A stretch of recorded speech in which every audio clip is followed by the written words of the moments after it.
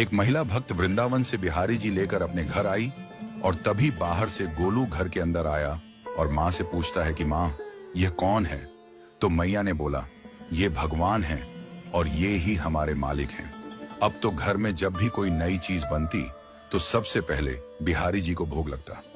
पहले यह सब चीजें गोलू को सबसे पहले मिलती थीं।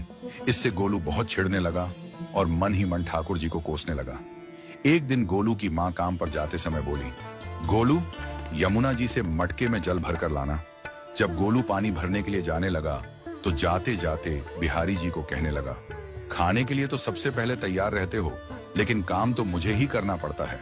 अगर यहाँ रहना है तो काम करो। कहकर गोलू यमुना जी से जल भरने के लिए चल पड़ा। गोलू जब यमुना जी में जल भरने लगा तो उसने देखा कि यमुना जी के अंदर बिहारी जी विराजमान है और कह रहे हैं, ला गोलू, घड़ा हम भर देते हैं। गोलू उनको देखकर हैरान हो गया और बोला, नहीं नहीं, मैं अपने आप भर लूंगा। लेकिन ठाकुर जी ने उसके हाथ से घड़ा ले लिया और भरकर घर ले आए। गोलू घर आकर डर रहा था कि अगर माँ को पता लगा कि मैंने ठाकुर जी से काम करवाया है तो आज मेरी पक्की पिटाई होगी। माँ ने घर आकर बिहारी जी को गीले कपड़ों में देखा तो एकदम से हैरान हो गई और कहने लगी कि गोलू, ये जरूर तेरी शरारत है, जरूर तूने ही इन पर जल डाला है। गोलू ने अपनी माँ को समझाने का बहुत प्रयास किया, लेकिन माँ ने उसको डांट कर चुप करा दिया और ठाकुर जी के भीगे हुए वस्त्रों को बदलने लगी।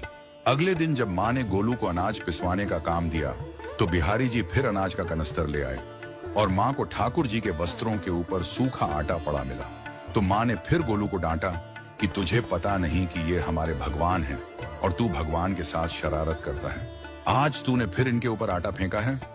तो गोलू शपथ लेकर कहने लगा, नहीं माँ, मैंने कोई शरारत नहीं करी है। ये तो मेरे हाथ से गेहूं का कनस्तर लेकर खुद पिसवा कर आए हैं। गोलू की माँ आज बहुत गुस्सा हुई। अगले दिन फिर माँ बोली, बेटा गोलू, आज तुम्हारे बाबा बाहर गांव से वापस लौट आएंगे।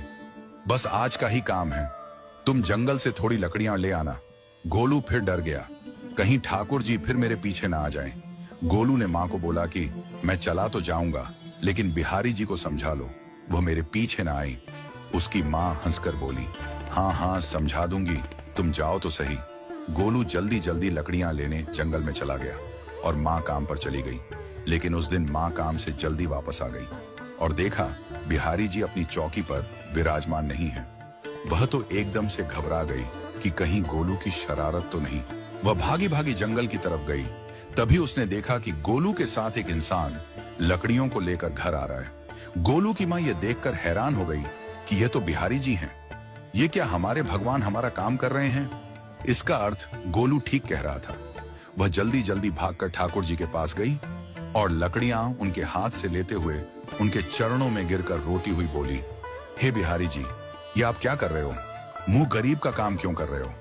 ठाकुर जी मुस्कुराते हुए बोले, हमें तो तेरे बेटे पर बहुत प्यार आता है। सब लोग हमें भगवान समझते हैं, लेकिन एक तेरा बेटा ही था जो हमको अपना मानता था।